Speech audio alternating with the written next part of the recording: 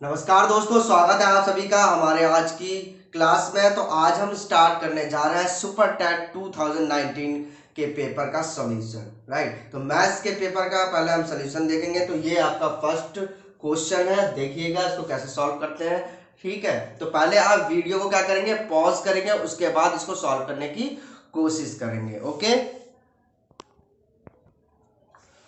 तो आशा करता हूँ आप सभी ने इसको सॉल्व करने की कोशिश की होगी। देखिए, अगर इसको हम जनरल तरीके से सॉल्व करेंगे तो इसमें 3 से 4 मिनट का टाइम जाएगा, बल्कि ज्यादा भी जा सकता है। ठीक है, तो इसको देखिए, ऑप्शन से सॉल्व कीजिए, बहुत जल्दी, बहुत ही सिंपल है और सॉल्व हो जाएगा। कैसे सॉल्व करेंगे चलिए देखते हैं। देखिए, ये आपका 3 वेरिएबल है, एक्स, वाई और जेड। राइट, 3 वेरिएबल का कोई भी क्वेश्चन होता तो उसको सॉल्व करने में क्या लगता है, टाइम लगता है। तो यहां पर हमको क्या देखना है, जहां पर 2 वेरिएबल होंगे उसको सॉल्व करेंगे और आंसर खट से आ जाएगा। देखिए, यहां आप देखिएंगे तो 2 वेरिएबल है, y और z। तो बस हमें ये मिल गया 6yz। इसको मल्टीप्लाई करने पर, इनको मल्टीप्लाई करने पर कितना आना चाहिए, प्लस 6yz आना चाहिए। वही हमारा क्या होगा, फैक्टर होगा। तो इसके फैक्टर, ये 4 ऑप्शन दिए गए हैं, इसमें से हम फाइंड आउट कर लेते हैं। चलिए देखते हैं।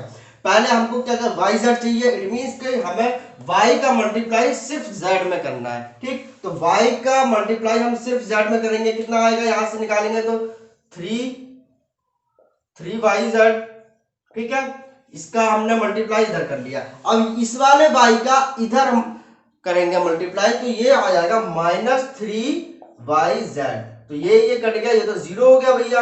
yz का इसमें टर्म ही नहीं आ रहा है। इट मींस कि ये तो होने से रहा, ये नहीं होगा। ठीक है, अब इसका करते हैं। तो माइनस वाई का जेड में करेंगे तो कितना आएगा, -2yz। अब इस माइनस का इसमें करेंगे तो +3yz। अब भैया 3yz में से 2yz गया तो एक ही तो yz बचा। हमको कितने चाहिए, हमको चाहिए 6। ठीक है, तो ये भी नहीं हो सकता। चलिए अब इसका करेंगे, इस y का z में किया तो कितने आए, 3yz आ गया। ठीक, अब इस माइनस का इस -3z में करेंगे तो माइनस माइनस क्या हो जाएगा, प्लस हो जाएगा, और ये 3yz हो गया। देखिए 3yz आ गया 6yz।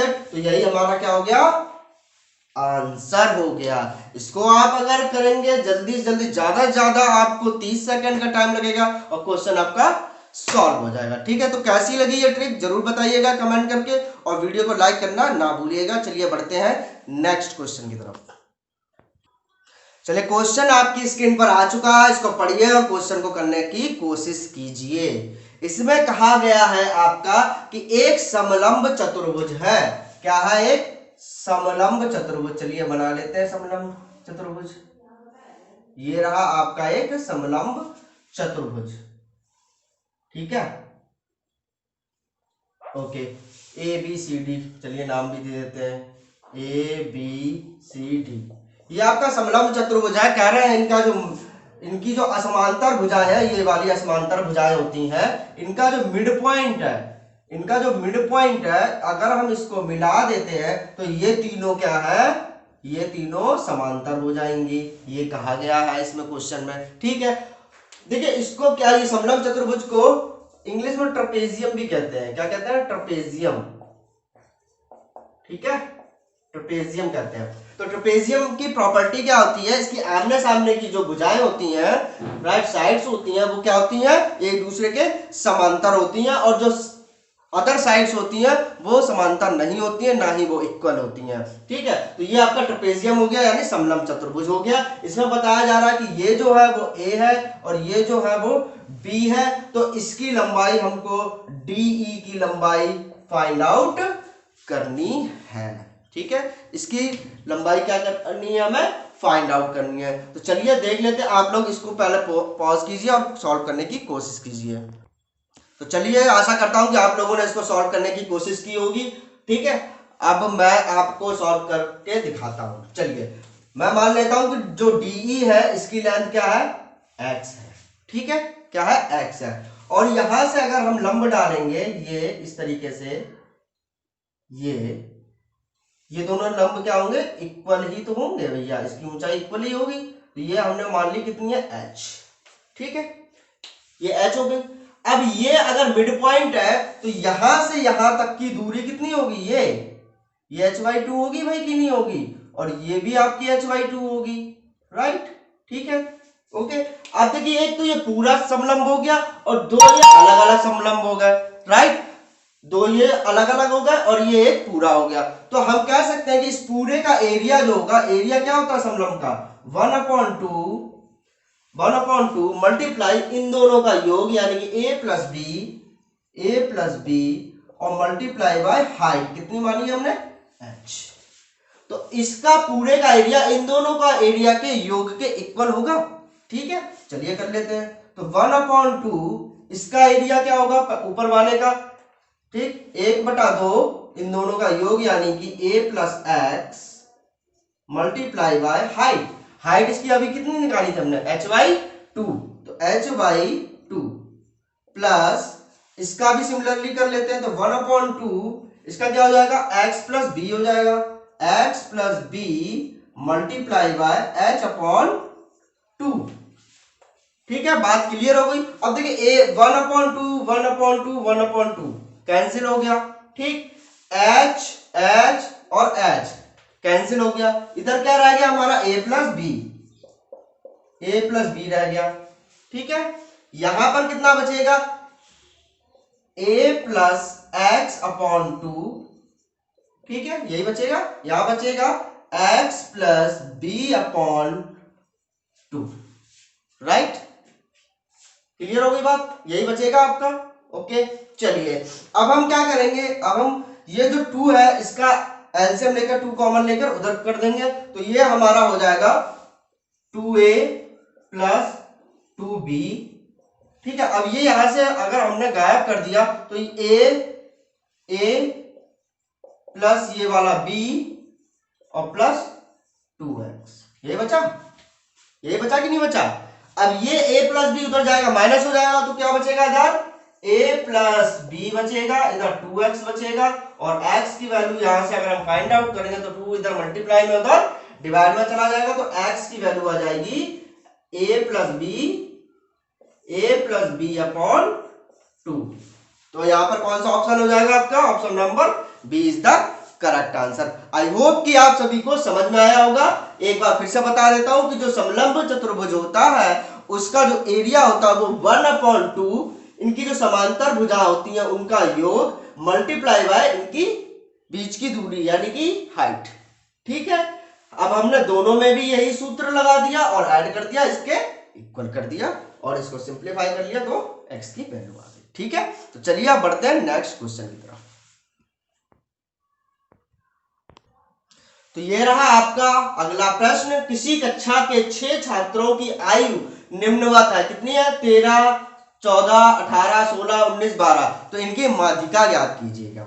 ठीक है, तो माध्यिका कैसे ज्ञात करते हैं, सबसे पहले हम इनको क्या करेंगे, बढ़ते हुए क्रम में लिखेंगे। ठीक है, तो सबसे छोटा क्या है, 12 है, उसके बाद कितना 13 है, उसके बाद कितना है 14 है, उसके बाद कितना है 16 है, ठीक, फिर 18 और फिर 19 हो गया 6, 1 2 3 4 5 6।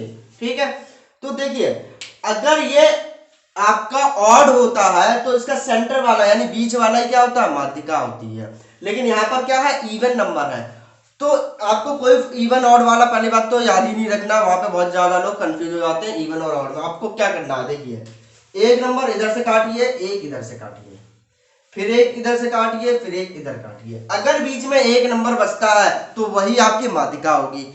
अब यहां पर कितने नंबर बचे हैं, 2 नंबर बचे हैं, तो माध्यिका आपकी क्या हो जाएगी, माध्यिका आपकी हो जाएगी, इन दोनों को जोड़ दीजिए यानी कि 14 प्लस 16 अपॉन 2 कितना हो जाएगा, 14 16 हो गया 30, 30 अपॉन 2 इक्वल्स टू कितना आ गया 15 आंसर। तो यहां पर आंसर आपका क्या आ गया, बी पार्ट। ठीक है, समझ में आ गई बात। चलिए अगला क्वेश्चन सॉल्व करते हैं। तो अगले क्वेश्चन में माध्यिका बहुलक और माध्य के बीच में संबंध पूछा है, तो उसमें ये संबंध होता है, नोट डाउन कर लीजिए, 3 माध्यिका इक्वल्स टू बहुलक प्लस टू माथ, ये इनमें बीच में संबंध होता है, तो इसको नोट डाउन कर लीजिए और इसमें कुछ सॉल्व करने की आवश्यकता है नहीं, सीधा फॉर्मूला पूछा है तो इस फॉर्मूले को आप लिख लीजिएगा। ओके, चलिए तो चलिए देखते हैं कि इस क्वेश्चन को कैसे सॉल्व करते हैं। आपकी स्क्रीन पर आ गया होगा। क्वेश्चन क्या है कि यदि किसी व्यक्ति को विक्रय मूल्य पर 20% की हानि होती है तो क्रय मूल्य पर उसको कितनी % हानि होगी। ठीक है, क्वेश्चन आपकी स्क्रीन पर आ गया है, ये आपके ऑप्शन रहे, आप इसको सॉल्व करने की कोशिश कीजिए। ठीक है, चलिए तो हम जानते हैं कि अगर लाभ निकालना है तो कैसे निकालेंगे। लाभ होता है आपका विक्रय माइनस क्रय, यानी कि हमने कितने में चीज बेची माइनस कितने में खरीदी, तो लाभ होगा, विक्रय मूल्य अधिक होता है। ठीक, हानि जब होती है तो क्रय मूल्य अधिक होता है, विक्रय कम होता है। क्यों? क्योंकि हमने 10 रुपए में खरीदी, 9 रुपए में बेची। ठीक है, तो क्या हुआ, क्रय मूल्य अधिक हो गया, तो यहां पर हानि ही बताई जा रही है। तो हानि अगर हम निकालेंगे, हानि, तो हानि क्या हो जाएगी आपकी, क्रय माइनस विक्रय हो जाएगी। ठीक है, ये बात क्लियर हो गई होगी सबको। ठीक है, क्लियर हो गई, राइट। अब क्या कह रहे हैं, 20% हानि, कितनी है, 20% हानि है, लेकिन किस पर है, विक्रय पर। तो 20% को हम रेशियो में चेंज कर लेते हैं। 20% को जब हम रेशियो में चेंज करेंगे तो 20/100 कर देंगे, तो 20 पंजे 100 हो गया, ये हो गया आपका 1/5। ठीक है, अब हम हानि को किस पर कैलकुलेट करेंगे, विक्रय पर कैलकुलेट करेंगे। तो क्रय माइनस विक्रय अपॉन क्या हो जाएगा, विक्रय। ठीक है, ये आपका दिया हुआ 1/5। देखिए रेशियो निकालना होता है तो ये हम परसेंटेज निकालते हैं तो इसमें 100 कर देते हैं मल्टीप्लाई, जो कि हमने पहले इसको रेशियो में चेंज कर लिया है, इसलिए ये विक्रय पे हमने सीधे 1/5 पुट कर दिया। ठीक है, अब देखिए इसको सॉल्व करते हैं। इसको सॉल्व करेंगे तो देखिए क्रय अपॉन विक्रय आ जाएगा, क्रय अपॉन विक्रय, ओके, माइनस विक्रय अपॉन विक्रय, तो विक्रय अपॉन विक्रय क्या हो जाएगा, 1 हो जाएगा, ये होगा 1/5। यहां तक किसी को दिक्कत हो तो बता दीजिएगा। ठीक है, अब क्या करेंगे, क्रय अपॉन विक्रय इधर ही रखिए, क्रय अपॉन विक्रय इधर ही रखिए, 1 को उधर ले जाइए, 1/5 प्लस 1, एलसीएम ले लीजिएगा, 5 1 जा 5 और 1 6, तो 6/5 किसकी वैल्यू आ गई आपकी, क्रय अपॉन विक्रय की। ठीक है, क्रय अपॉन विक्रय की ये वैल्यू आ गई। चलिए ये तो हमने किस पर सॉल्व किया, विक्रय पर सॉल्व किया है, राइट। अब हम किस पर सॉल्व करेंगे, क्रय पर। क्यों? क्योंकि हमें क्रय पर ही परसेंटेज बतानी है। चलिए इसको रफ कर देता हूं मैं। ओके, ये हमारी वैल्यू अभी हमें पुट करनी होगी ये, राइट। तो क्या है, क्रय माइनस विक्रय अपॉन, अब हमें किस पे निकालना है, क्रय पर निकालना है। ठीक है, क्रय पर निकालना है। चलिए इसको सॉल्व कर लेते हैं। इसको सॉल्व करेंगे, देखिए क्रय अपॉन क्रय क्या हो गया, 1, अब विक्रय अपॉन क्रय माइनस विक्रय अपॉन क्रय। ठीक है, ठीक है भाई। चलिए इक्वल्स टू 1 माइनस, देखिए विक्रय अपॉन क्रय लिखा हुआ है, हमने निकाला है क्रय अपॉन विक्रय, तो जब इसका उल्टा करेंगे तो ये भी उल्टा हो जाएगा ना, ये 6/5 है तो यहां क्या रखेंगे, 5/6, 5/6। अब इसका एलसीएम ले लीजिए, एलसीएम लेंगे तो 6 माइनस 5/6 हो गया, इक्वल्स टू कितना आया ये, ठीक है, कितना आया, 1/6, कितना आ गया, 1/6 आ गया। ठीक है, ये किस में आया भैया, रेशियो में आया। हमें किस में पूछा, परसेंटेज में पूछा, तो परसेंटेज में पूछा 100 का मल्टीप्लाई कर दीजिए, बस हो गई, खत्म बात। ठीक है, अब इसको 2 से काट दीजिए, ये गया 50 टाइम्स, ये गया 3 टाइम्स, कितना आ गया भैया, 50/3% आंसर। ठीक है, तो option number D is the right answer. कोई भी 20-25% लगाकर नहीं आएगा, यही इसका करेक्ट आंसर है, 50/3% क्रय पर। ठीक है, आई होप कि आप सभी को समझ में आ गया होगा। चलिए बढ़ते हैं अगले प्रश्न की तरफ। ये देखिए, ये है आपका नेक्स्ट क्वेश्चन। क्या है, b के किस मान के लिए b² + 8b is greater than और इक्वल्स टू 9b + 14 सत्य है ना। तो देखिए कैसे सॉल्व करेंगे इसको, ये ऑप्शन दिए गए हैं आपको। ठीक, तो सबसे पहले हम इस इक्वेशन को सिंप्लीफाई करते हैं। क्या होगा आपका, b² ठीक, अब 9 भी उधर जाएगा, माइनस का 9 भी हो जाएगा, ठीक, माइनस का हो जाएगा तो कितना बचेगा b, राइट। 14 प्लस का उधर जाएगा, कितना हो जाएगा माइनस का 14, ग्रेटर देन और इक्वल्स टू 0, राइट। अब आप मुझे एक बात बताइए, क्या इस 14 के फैक्टर कर पाओगे आप, इसके फैक्टर कर पाओगे? ये तो 2 और 7 ही होंगे, 2 और 7 ही होंगे, लेकिन यहाँ पर हमें 1 चाहिए, तो नहीं हो पाएगा ना, डायरेक्ट हम नहीं कर पाएंगे, बच्चे यहीं पे कंफ्यूज होकर छोड़ जाते हैं। लेकिन ये बहुत ही सिंपल क्वेश्चन है, इसमें कुछ भी नहीं है, बता देता हूं मैं आपको एक बात। क्या, अब हम यहाँ पर क्या करेंगे, इन ऑप्शन को पुट करके देख लेते हैं। सबसे पहले b इज ग्रेटर देन और इक्वल्स टू 5 है, यानी इक्वल्स टू b है, तो हम इसमें इक्वल पुट कर सकते हैं। -5 पुट कीजिए तो क्या आ जाएगा, -5 का स्क्वायर हो जाएगा 25, माइनस माइनस प्लस 5, ये -14 है ना। अब ये देखिए पॉजिटिव आ रहा है, यानी 20 - 14 16, यानी कि ये तो करेक्ट हो गया भैया, ये तो हम पुट कर सकते हैं, कोई दिक्कत वाली बात नहीं है। चलिए दूसरा ऑप्शन भी दिया है, दूसरा ऑप्शन दिया है 4 पुट करके देखेंगे तो ये तो हो जाएगा 16 -4 -14। अब -14 और -4 कितना हो गया, -18, और प्लस का 16 कितना बचा, -2। क्या ये कंडीशन ट्रू हो रही है? बिल्कुल नहीं हो रही है भैया, -2 0 से छोटा होता है, ना कि बड़ा और इक्वल होता है, ठीक है। तो ये वाला ऑप्शन हमारा क्या हो गया, फॉल्स हो गया भैया। चलिए ये वाला ऑप्शन हमारा कट हो गया, ठीक। चलिए नेक्स्ट ऑप्शन चेक करते हैं। 5 हमने यहां पर पुट किया तो 5 5 जा 25, -5 -14, वही चीज आ गई इसमें 16 पॉजिटिव, ठीक है। अब इसमें ग्रेटर देन ही है, b इज ग्रेटर देन और इक्वल्स टू तो हमने पुट कर लिया। ग्रेटर देन भी अगर हम इसमें पुट करेंगे तो भैया ऊपर ही जाएगा, ये 36 हो जाएगा, 49 हो जाएगा, तो ये हमेशा पॉजिटिव ही आएगा, इस वैल्यू पर हमेशा क्या आएगा, पॉजिटिव ही आएगा, कोई दिक्कत वाली बात नहीं है, ये सही है ना। अब हम लेस देन वाला ये वाला पुट करके देख लेते हैं। पहले तो -4 करेंगे तो कितना हो जाएगा, 16 हो जाएगा भैया। अब ये माइनस माइनस प्लस हो जाएगा, कितना हो जाएगा, +4 हो गया, -14। तो यहां पर देखिए कितना आ रहा, ये हो गया 20 -4 प्लस का 6, भैया सेटिस्फाई कर गया, ठीक है, यानी कि ये दोनों ऑप्शन ट्रू हैं।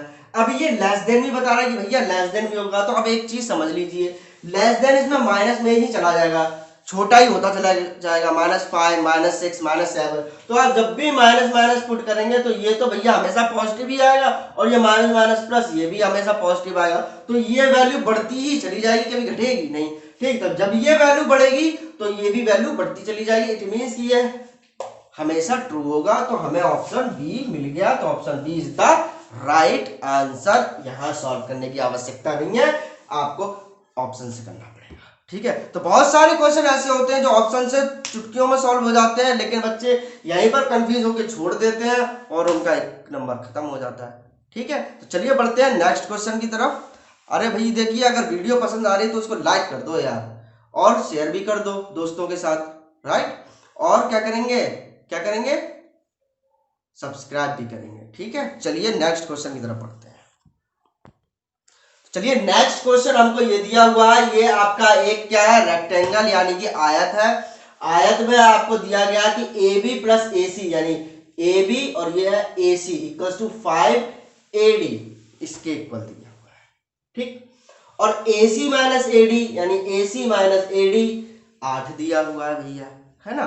तो ये सारी चीजें आपको दी गई हैं और हमको इसका एरिया फाइंड आउट करना है। तो हमको पता है कि एरिया क्या होता है, लंबाई गुणे चौड़ाई होती है। तो देखिए इस तरह के क्वेश्चन में आपको मानने की आवश्यकता नहीं है, कोई ABCD मान लो, ठीक है, अगर चाहो तो मान भी सकते हो, राइट। चलिए हम मान ही लेते हैं, इसको हमने B मान लिया, इसको मान लिया A, सीधे फिगर बनाते हुए चलेंगे खटाखट, ठीक। तो ये क्या है, AB प्लस AC है। अब देखिए AC कितना हो जाएगा, AC हो जाएगा आपका A² प्लस B²। जिसकी मैथ्स कमजोर है उनको मैं बता देता हूं, ठीक है, बाकी सब तो जानते ही हैं। ये आपका राइट एंगल ट्रायंगल बन रहा है, सभी लोग समझते हैं। इसमें हम पाइथागोरस प्रमेय लगाएंगे तो ये आपका कर्ण हो जाएगा। कर्ण इक्वल्स टू होता है आपका √ लंब स्क्वायर प्लस आधार स्क्वायर, ठीक। इसलिए ये √A² प्लस B² हो गया। अब हम प्रश्नानुसार चलेंगे, AB प्लस AC, यानी AB यानी हो गया आपका B प्लस AC कितना है भैया, √A² प्लस B², समझते चलिएगा। इक्वल्स टू कितना दिया 5AD, AD आपका क्या है A, 5A क्या भैया यही दिया हुआ है, समझ रहे बात को, यही दिया है। ठीक, यहां से अगर हम चाहें तो सीधे under root A square plus B square की वैल्यू निकाल लेंगे। ठीक है, 5A माइनस बी आ जाएगी, चलिए निकाल लेते हैं। तो under root A square plus B square equals to हो जाएगा 5A माइनस बी। अब हम दोनों तरफ स्क्वायर कर देंगे तो ये हो जाएगा A square plus B square equals to आपका 25A square plus B square, A square plus B square का फॉर्मूला लगा रहा हूं, ठीक है, माइनस 2AB यानी कि माइनस 2 यानी कि 2 5 का 10AB, ठीक है, AB, राइट। अब यहां से बी स्क्वायर और बी स्क्वायर तो कैंसिल हो गया, राइट, इसको उठा के अंदर ले आओ तो ये हो जाएगा आपका 24A स्क्वायर, 24A स्क्वायर हो गया minus 10AB, minus 10AB, okay, equals to 0। 2 से डिवाइड कर दो तो ये हो जाएगा 12A square minus 5AB equals to 0। अब इसमें क्या करेंगे हम, हमको क्या करना पड़ेगा इसमें भैया, हमको इसमें से a कॉमन लेना पड़ेगा, है ना। a अगर हम कॉमन लेना ये सही है ना 5AD, 5AD, हाँ ठीक। चलिए अब इसमें से हम अगर a कॉमन ले लेते हैं तो हो जाएगा 12A minus 5B equals to 0। अब हमें हमारे पास दो वैल्यू आई है, इसमें क्या क्या वैल्यू आई है भैया, एक तो a इक्वल्स टू 0 आया है, क्या ये पॉसिबल है a इक्वल्स टू 0 हो सकता है, कभी नहीं हो सकता है, तो ये वाली वैल्यू हम नहीं लेंगे। कौन सी वैल्यू लेंगे हम, 12A minus 5B equals to 0, ये वाली वैल्यू लेंगे, ये हमें आगे काम आएगी। ठीक है, क्लियर हो गई। अब देखते हैं हम आगे का कार्यक्रम क्या है। आगे का कार्यक्रम है AC माइनस AD, यानी कि AC माइनस AD, ठीक है। तो under root A square plus B square minus AC minus AD है, AD कितना है, AD है आपका A इक्वल टू दिया 8, है ना, क्लियर होगी बात। अब देखिए under root A square plus B square की वैल्यू यहां से हम निकालें, ये कितनी आई थी आपकी 5A माइनस बी आई थी, रख दो 5A माइनस बी रख दो, ठीक है, और ये आपका माइनस A इक्वल टू कितना हो गया 8 हो गया, है ना, इक्वल टू कितना हो गया 8 हो गया। चलिए अब देखिए 5A माइनस A कितना हो गया 4A minus B equal to 8 हो गया,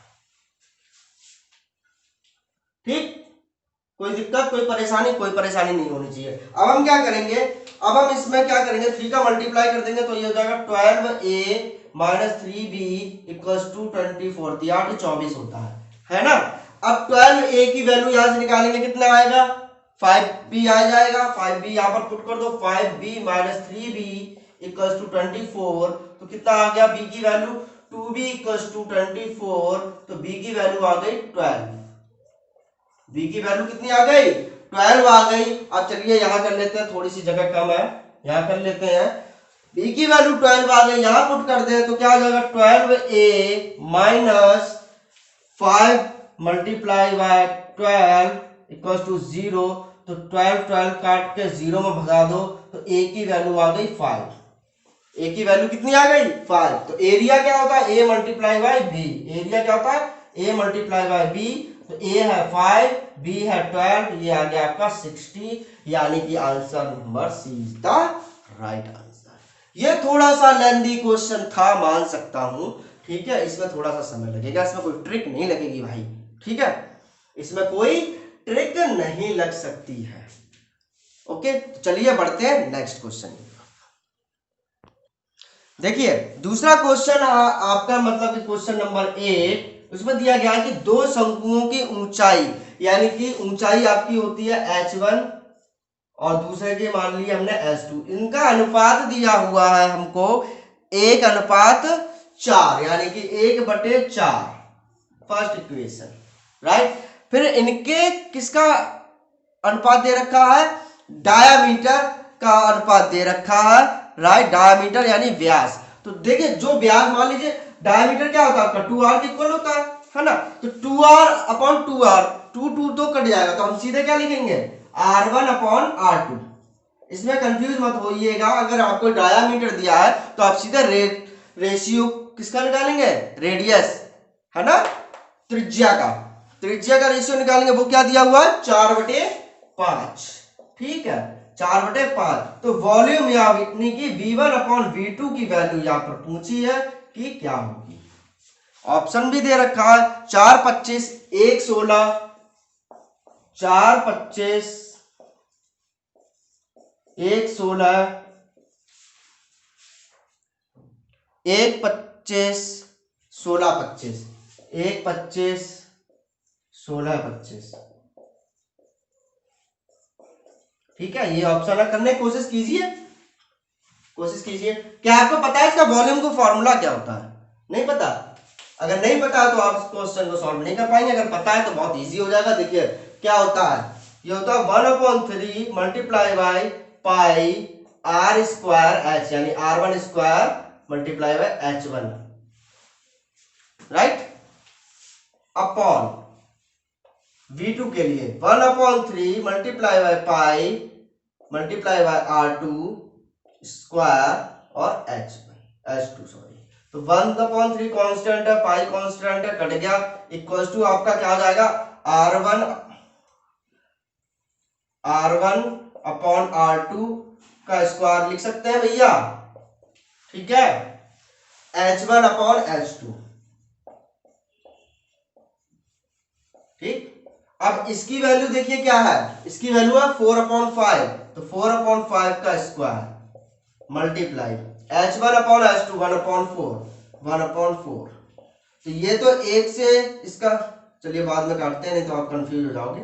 ठीक है, ये हो गया आपका 16/25 मल्टीप्लाई 1/4, तो 4 जा 16 कितना आ गया 4/25, यानी कौन सा आंसर सही है ए। ठीक है, क्लियर हो गई बात। चलिए बढ़ते हैं अगले प्रश्न की तरफ। तो देखिए इसमें क्या पूछा है अगले क्वेश्चन में कि प्रथम 9 प्राकृतिक अभाज्य संख्याओं का औसत क्या होगा इनमें से। क्या आपको पता है कि आपकी प्राकृतिक अभाज्य संख्या क्या होती है, जिसमें किसी का भाग नहीं जाता है, जिसको प्राइम नंबर भी बोलते हैं। तो 1 को हम कभी प्राइम नंबर कंसीडर नहीं करते हैं, तो हमारा प्राइम नंबर सबसे छोटा प्राइम नंबर होता है 2, यानी कि 2। अगर ये क्वेश्चन भी आ जाता है कई बार कि सबसे छोटी अभाज्य संख्या कौन सी है, कौन सी है भैया 2। इसके बाद आपकी आती है 3, इसके बाद 5 7 11 13 17 19 23। देखिए भैया क्या हो गए 9, 1 2 3 4 5 6 7 8 9 हो गए, है ना, 9 हो गए। जब हम इनको जोड़ेंगे, औसत निकालिए भैया इनका औसत। ये वैसे कई लोगों को रटा होता है कि प्रथम 9 अभाज्य संख्याओं का योग क्या होता है, मुझे भी थोड़ा रटा हुआ है, वैसे आप जोड़ भी सकते हैं। ठीक है, प्रथम 9 अभाज्य संख्याओं का योग 100 आता है, कितना आता है 100, और औसत निकालेंगे तो 9 से डिवाइड कर देंगे। अब इसका अगर हम रेशियो में चेंज कर लें परफेक्ट, तो क्या आ जाएगा 11 से 1/9, 11 99 और 100। ठीक है, तो ऑप्शन नंबर डी आपका करेक्ट हो जाएगा। ठीक है, चलिए इस क्वेश्चन को सॉल्व करने की कोशिश कीजिए। बहुत सिंपल क्वेश्चन है, लेकिन इसमें भी बच्चे क्या हो जाते हैं कंफ्यूज हो जाते हैं। तो चलिए इसको क्वेश्चन को पॉज कीजिए और सॉल्व करने की कोशिश कीजिए। तो आशा करता हूं आप सभी ने पॉज करके सॉल्व करने की कोशिश की होगी। ठीक है, अब हम खुद से सॉल्व करते हैं इसको, है ना। चलिए देखिए 2916 की वैल्यू हमें दी है 54। अब मैं आपको एक रूट का फॉर्मूला क्या मैं एक वो बता देता हूं कि नियम क्या होता है। जैसे कि अगर रूट के अंदर 100 लिखा है तो कैसे आता है 10, क्यों आता है 10 का स्क्वायर 100 होता है, राइट। ये तो हो गई सीधी सी बात, है ना, इसे पॉइंट नहीं लगा है। अगर इस तरीके से लिखा है भैया कि 0.01 लिखा हुआ है ना, 0.01 लिखा है, तो इसकी वैल्यू क्या होगी, तो देखिए मैं इसको सॉल्व करके पहले बता देता हूं, समझ में आ जाएगा जिन लोगों को नहीं पता है। तो सबसे पहले इसको 100 से डिवाइड कर लेते हैं। 100 से डिवाइड कर लेंगे तो नीचे अगर 2 जीरो हमने बढ़ाए हैं तो ऊपर से भी ये पॉइंट 2 स्थान खिसक जाएगा, यानी कि इधर किसका फिर इधर किसका, तो ऊपर कितना आ गया 1 आ गया। कितना आ गया भैया बताएं 1 आ गया। तो 1 आ गया तो अब इसको हम क्या लिख सकते हैं, बाहर निकाल के 1/10। क्यों, 100 को हम 10 लिख सकते हैं, 1 का स्क्वायर या अंडर स्क्वायर एक ही रहता है, ठीक। तो 1/10। तो आपने इसमें क्या देखा, आपने इसमें भैया क्या देखा बताइए, अगर आप ध्यान से देखेंगे तो इसमें आपने क्या देखा कि अगर पॉइंट लगा है और हम इसको बाहर निकालते हैं तो एक डेसिमल पीछे की ओर खिसक जाता है उसका जो एक्चुअल स्क्वायर होता है। अगर 1/10 लिखा हुआ तो इसको हम 0.1 भी तो लिख सकते हैं, क्या नहीं लिख सकते, बिल्कुल लिख सकते हैं। अब यहां पर देखिए कैसे अप्लाई करते हैं वो चीज समझ लेते हैं, ठीक। 2916 की वैल्यू 54 है ना, क्लियर हो गई, ठीक। अब हम देखिए 29.16 की वैल्यू निकालेंगे तो हमको पता है कि 2916 की वैल्यू भैया कितनी है, 54 है नहीं, है ना। अब देखिए लास्ट में दो डेसिमल, दो स्थान के बाद क्या लगा है, पॉइंट लगा है, तो हम इसको 10 से डिवाइड कर देंगे कि नहीं कर देंगे, किसको डिवाइड करेंगे, इसको नहीं करेंगे, 54 को करेंगे। तो 54 को 10 से डिवाइड अगर हम करेंगे तो क्या हो जाएगा, 5.4 हो जाएगा, ठीक।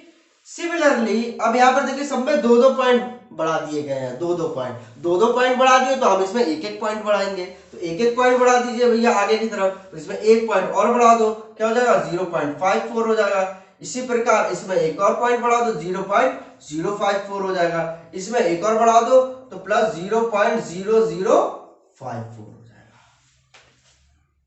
आशा करता हूं कि यहां तक आपको समझ में आ गया।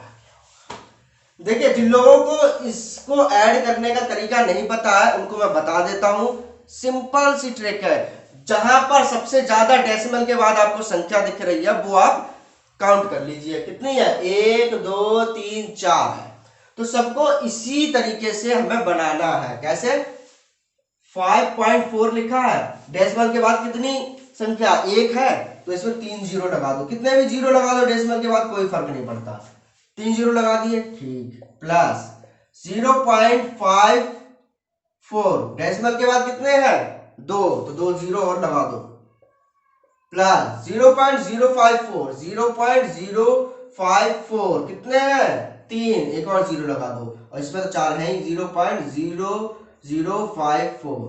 अब हम इनको ऐड करना स्टार्ट करेंगे, लास्ट से देखो, लास्ट वाला 4 प्लस 0 4 ही रहेगा, ये भी 0 ये भी 0, तो लास्ट में क्या आया 4 आया। अब यहां से सेकंड वाला लेते हैं, 5 प्लस 4 कितना हो गया 9 प्लस 0 9 प्लस 0 9, कितना आया 9 आया, ठीक है। अब देखिए 9 4 लास्ट में किसमें आ रहा है, सिर्फ इसमें आ रहा है, तो आपको पूरा सॉल्व करने की जरूरत भी नहीं पड़ेगी, लास्ट में 9 4 आ रहा है, खट से टिक मार दो, पूरा सॉल्व मत करो, ठीक। चलिए तो ये तो हम एग्जाम की बात कर रहे हैं, यहां पर तो मैं आपको सॉल्व करके दिखाऊंगा ही, ठीक है। ये तो 9 आ गया। अब तीसरा वाली देखिए, 0 प्लस 5 कितना हो गया 5, प्लस 4 कितना हो गया 9, प्लस 0 यानी कि 9 ही रहा, ठीक है, ओके। अब फोर्थ नंबर वाला देखिए, 0 प्लस 0 0 प्लस 5 प्लस 4 9, ठीक है। पॉइंट, अब देखिए पॉइंट के बाद वाली सब 0 है, कोई दिक्कत नहीं है, सिर्फ 5 है। क्या आ गया हमारा आंसर, बिल्कुल सही आ गया ना। तो आज की क्लास कैसी लगी बिल्कुल बताइएगा मुझे कमेंट करके, अगर अच्छी लगी हो तो भाई इसको लाइक जरूर कर दीजिएगा, लाइक कर दीजिएगा, दोस्तों के साथ शेयर कर दीजिएगा। अगर आपने अभी तक चैनल सब्सक्राइब नहीं किया है सब्सक्राइब कर लीजिए, क्योंकि अभी हमें और भी क्वेश्चन करने हैं, सिर्फ अभी 10 ही क्वेश्चन करने हैं हमने, ठीक है। तो खुश रहिए, पढ़ते रहिए, ओके, जय हिंद।